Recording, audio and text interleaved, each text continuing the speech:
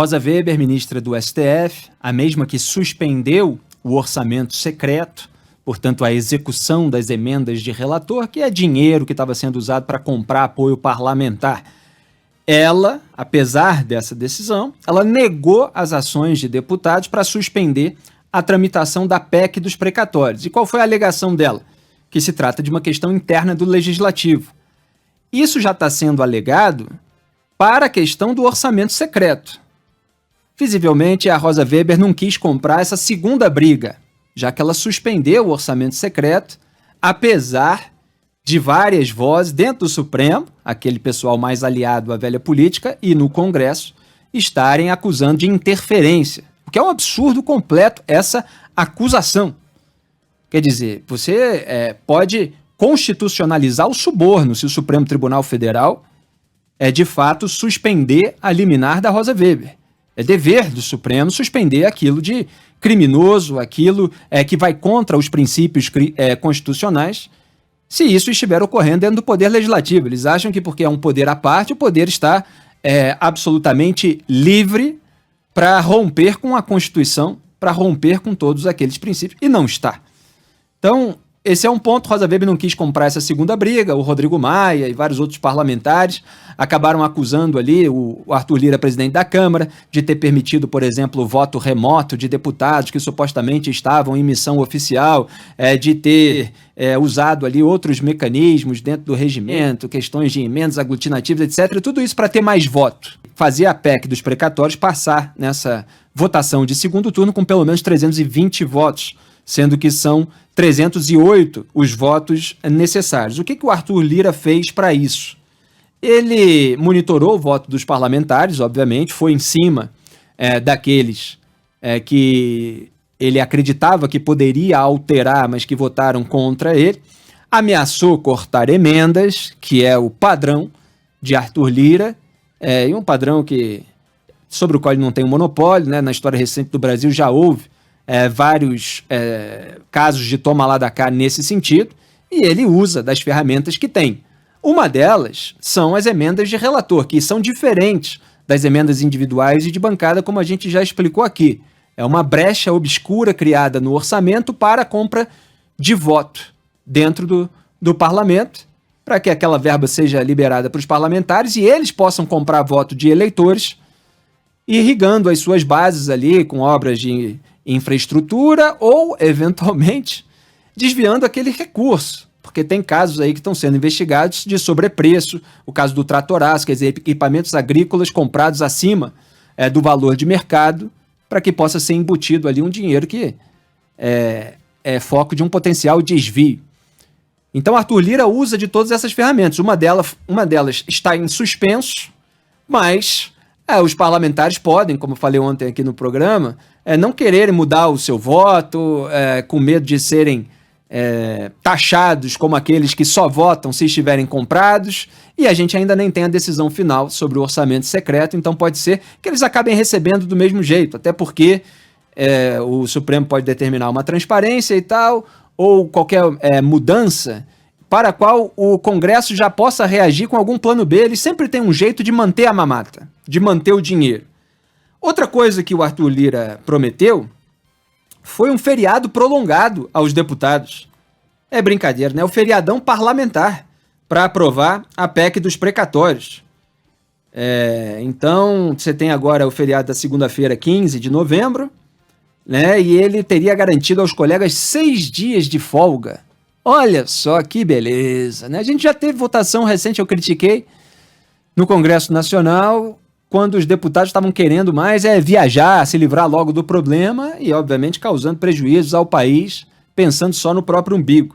Então, tudo isso foi oferecido no Vale Tudo de Arthur Lira, que quer aprovar a PEC dos precatórios, e aí a gente chega nesse aspecto do conteúdo, para quê? Para ajudar os pobres, conversa fiada. Os pobres podem ser ajudados sem que haja o rompimento do teto de gastos. Você teve aí várias propostas, eu já falei aqui de, obviamente, eliminar as emendas de relator, o que ele não quer. Tem vários economistas aí que já fizeram todos os cálculos a respeito daquelas emendas que poderiam ser cortadas, outros gastos públicos, para que houvesse a possibilidade de ter espaço no orçamento para turbinar o programa de transferência de renda, o Bolsa Família, que querem transformar em Auxílio Brasil, extensão do auxílio emergencial, quer dizer, engrandecendo o número de beneficiários, para R$400, aumentando para R$400, sem, repito, romper o teto de gastos. O que mostra, obviamente, uma perda de previsibilidade, mostra, nesse caso da PEC dos precatórios, um calote, mas todo um comportamento que gera repulsa por parte de investidores, por parte do mercado. Aí você tem queda na bolsa, aumento do dólar, inflação, juros, desvalorização do real. Tudo isso pode acontecer quando você rompe o teto de gastos. Por que que eles querem esse caminho? Porque esse caminho rende mais. São 90 e poucos bilhões de reais que eles vão conseguir manejar se o calote for aprovado. O que é o calote? Os precatórios são as dívidas da União, do governo federal, portanto, que faz parte dela, decorrentes de decisões judiciais. Então são pessoas, são empresas que tiveram ali processos que duraram muito tempo e se tornaram credoras da União. E a União, em vez de pagar aqueles que têm esse direito de receber, ela faz uma nova regra para não pagar, para parcelar, para pagar depois, e o sujeito que espere. Então, eles vão usar esse dinheiro guardado do pagamento que eles deveriam fazer, mas não vão, para ter, repito, mais 90 bilhões de reais, não só para turbinar o programa de transferência de renda, o que poderia ser feito com um valor menor, mas para turbinar as próprias emendas de relator, no momento suspensas. Mas a gente não sabe como é que vai terminar. E para turbinar também o fundo eleitoral, que Jair Bolsonaro já turbinou 2 vezes, né? Aumentou de 1,7 bilhão para 2 bilhões, depois para 2 bilhões e 100 milhões de reais, sabendo que ainda negociaria com o Congresso para aumentar mais, tentou fazer um bonito, fingindo que não estava legitimando o aumento do Congresso para 5,7 bilhões, e é isso que o Congresso quer fazer com esse dinheiro que sobrar, botar lá para 5 bilhões, quem sabe 6. Eles querem o dinheiro para eles. São as mamatas, são os privilégios, é o dinheiro para ser usado em campanha eleitoral. Isso com a deterioração dos órgãos de fiscalização e controle, sem transparência, como tem acontecido no Brasil. Então é disso que se trata a votação de hoje. É claro que eles não pouparam o dinheiro anteriormente e agora ficam fingindo que todos aqueles que os criticam por estarem aprovando a PEC dos precatórios são insensíveis com os pobres. Essa é a estratégia. Aliás, eu falei, muito tempo atrás, até escrevi um artigo recentemente disso, lembrando disso, que para o bolsonarismo se igualar de vez ali ao petismo, em relação aos pontos em comum, evidentemente, só faltava fazer campanha dizendo que o adversário não ia permitir que os pobres tivessem comida na mesa, que queria prejudicar os pobres, que ia acabar com o Bolsa Família, né? E agora a família Bolsonaro e os seus aliados estão dizendo isso sobre aqueles parlamentares que votam contra a PEC dos precatórios.